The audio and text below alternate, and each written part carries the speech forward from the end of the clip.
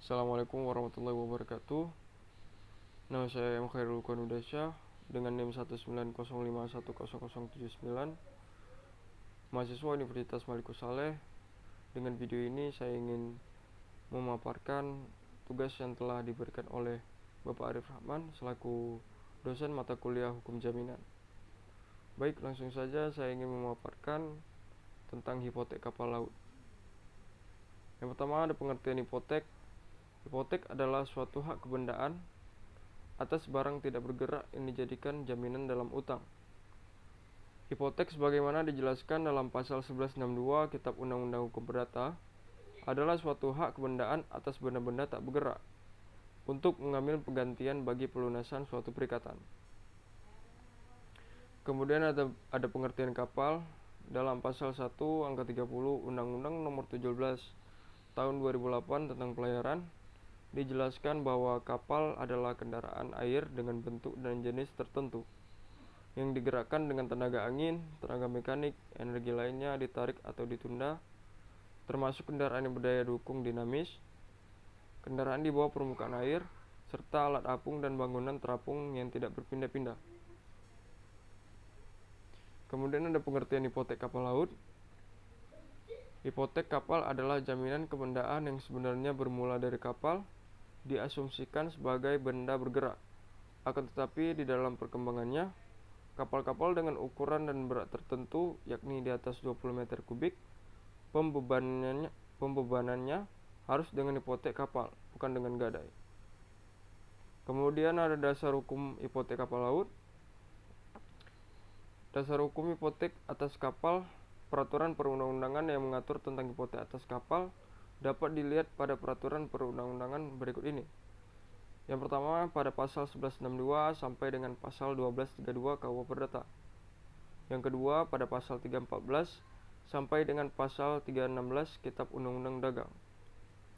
Yang ketiga pasal 60 sampai dengan pasal 66 Undang-Undang Nomor 17 Tahun 2008 tentang pelayaran. Dan yang keempat pasal 33 dan pasal 35 Peraturan Pemerintah Nomor 51 Tahun 2002 tentang perkapalan. Kemudian yang terakhir pada pasal 2 sampai dengan pasal 39 Peraturan Menteri Perhubungan nomor 13 Tahun 2012 tentang pendaftaran dan kebangsaan kapal. Kemudian ada syarat hipotek kapal laut. Kapal laut yang memenuhi syarat untuk dapat dibebankan hipotek, yakni berat kapal laut di atas 20 meter kubik. Selain itu, adanya hak kebendaan atau sesuai dengan maksud dalam pasal 1175 KUH Perdata, kapal laut sudah dibukukan di Indonesia, diberikan dengan akta autentik atau akta yang dibuat oleh pejabat berwenang atau notaris, dan menjamin tagihan hutang pada pasal 1176 KUH Perdata. Setelah terpenuhinya syarat-syarat tersebut, kapal laut dapat dibebankan dengan hipotek dan dapat dilanjutkan dengan tahap pendaftaran hipotek pada kapal laut, yakni pembuatan akta hipotek oleh para pihak baik debitur dan kreditur di pejabat pendaftar kapal yang kemudian akta hipotek tersebut dibawa ke inspeksi pajak untuk memperoleh SKUM, surat kuasa untuk membayar, bea materai, sehingga kapal laut tersebut dapat dijadikan sebagai penjamin pelunasan kredit. Kemudian ada subjek dan objek hipotek kapal laut. Subjek dan objek hipotek atas kapal dalam perjanjian hipotek kapal yang menjadi subjek atau para pihak adalah yang pertama pemberi hipotek, yaitu mereka yang sebagai jaminan memberikan suatu hak kebendaan atas benda yang tidak bergerak. Biasanya mereka mengadakan suatu utang yang terikat pada hipotek, tetapi hipotek atas beban pihak ketiga. Yang kedua ada penerima hipotek, yaitu pihak yang menerima hipotek, pihak yang meminjamkan uang di bawah ikatan hipotek.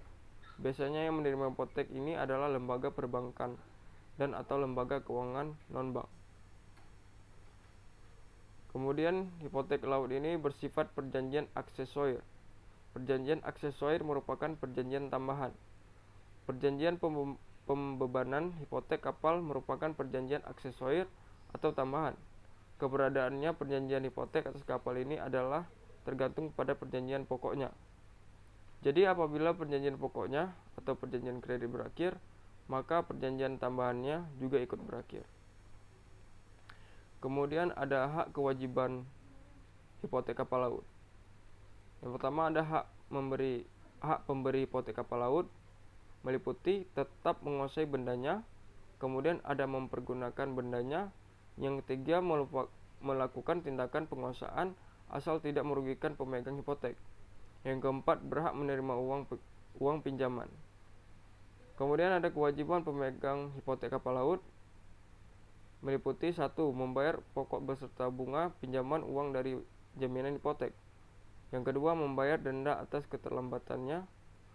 keterlambatan melakukan pembayarannya pokok pinjaman dan bunga.